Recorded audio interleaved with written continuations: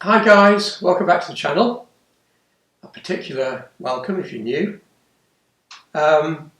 Before we start on this video, I just found out this morning that I've got over 1,000 subscribers. So thank you very much to all of you who subscribed. If you haven't done so, please join the crew. It's very much appreciated. And I'm amazed that so many people want to watch a silly old fart fiddle about with motorbikes and cars. But anyway, thank you.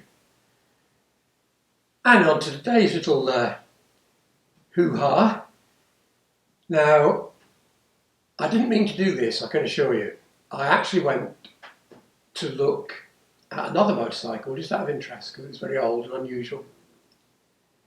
At DK Motorcycles, who, if you've watched the channel, you'll know I have bought motorcycles from them before. And whilst I was there, I spotted the bike we're going to have a look at now. And on a complete whim, I bought it. So, let's go and have a look. It's not on the bench, it's on the other side of the garage.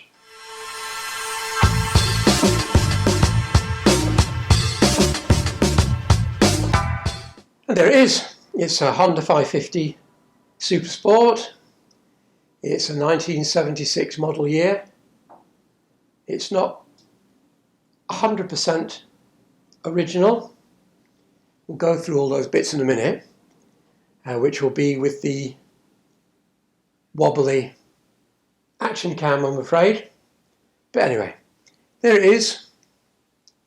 Now, it allegedly fires. We'll have to wait and see because I'm pulse charging the battery at the minute to try and bring it back. I'm not convinced I'm going to be lucky.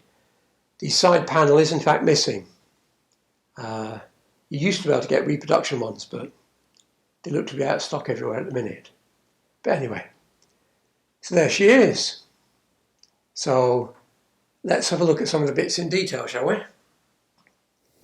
The instrument panel is clean, very clean. And it's showing 17,000 miles. Who knows if that's realistic or not, but as we go around, there are some issues that might point towards it.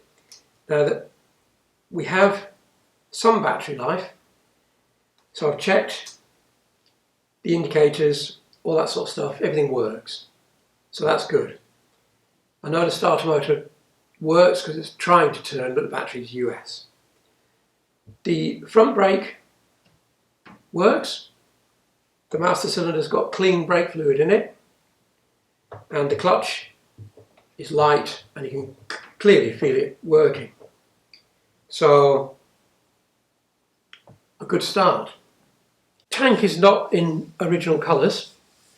It's got both its badges, which is good, but there's paint chipped off there. Excuse me. There's paint chipped off there and there's a dent there. So it's going to have to be repainted. The inside of the tank is going to be quite difficult to show you, I think. But we shall give it a go. Now, there's very, very minor marking at the top. And then, I don't know if you're able to see, but when I shine the light down the side of the tank, there's no rust or anything at all on the bottom. So it's very, very clean. So I don't know if the dent will show up. Yeah, they are. You can see the dent more closely there. So at the front end, the chrome and the mudguard's good. The fork boots, fork gaiters, are not original, I don't think. They've been replaced because they're a bit too plasticky for Honda.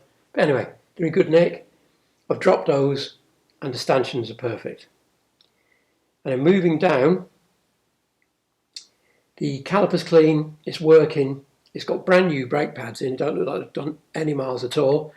And the brake disc is slightly discoloured from whatever cleaning agent has been used to clean it.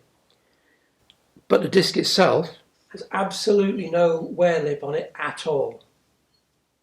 And looking at the lock washers, I think it's been replaced. So the only thing I've noticed that's not brilliant is, although it's got its little rubber cap on, the bleed nipple looks slightly cruddy, so I'll be changing that. I'll get a stainless one. But it's all working at the minute, and the hose, the brake hose, isn't showing any signs of cracking.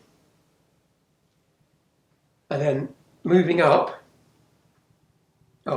with a slight crack on our left-hand front indicator there, but not on the front face really.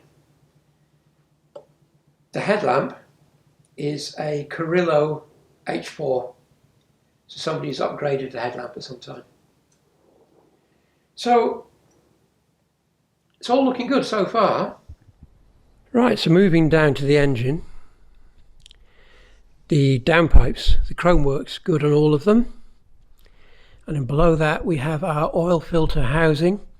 It's still got the small bolt head and it's in good condition, which is a problem on these.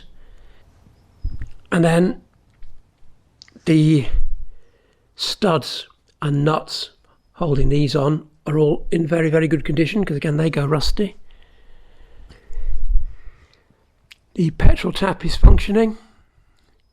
The carburetors are slightly crusty on the outside, but I suspect again that's the cleaning products that have been put on it. We shall find out. And then our side panel is cracked at the top, but that may be repairable. The drive chain's not great. The rim's okay. The shock absorbers seem okay. The chain guard chrome is very good. And then moving up, we have a non-standard comfort seat, which on an initial test is in fact very comfortable. And then a peculiar rack on the rear, which we'll come back to in 1 second. The rear light is in good condition. Nothing wrong with that. Chrome's good on the rear mudguard. The exhaust system is the original, still stamped up with all its Honda markings. Although, unfortunately, I don't know if you can see that. Let's try and get in. The very end is rusted. So I'll probably just weld a plate over that and paint it silver, because it would be a shame to lose the rest of the system, because it is still in very good condition. And then moving up under our seat, which might be a bit dark, but we shall have a look. We have a non-standard air filter by the looks of it, and our battery, of course.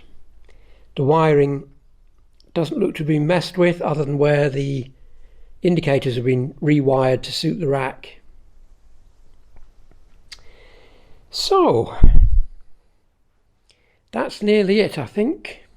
Oh, just remembered, both tyres have still got their little knobbly bits on, so they've obviously done no mileage or very little mileage, and the date code on both of them is May 2018, so they're only just over 3 years old. So again, like many of these bikes, it begs the question, why was it taken off the road?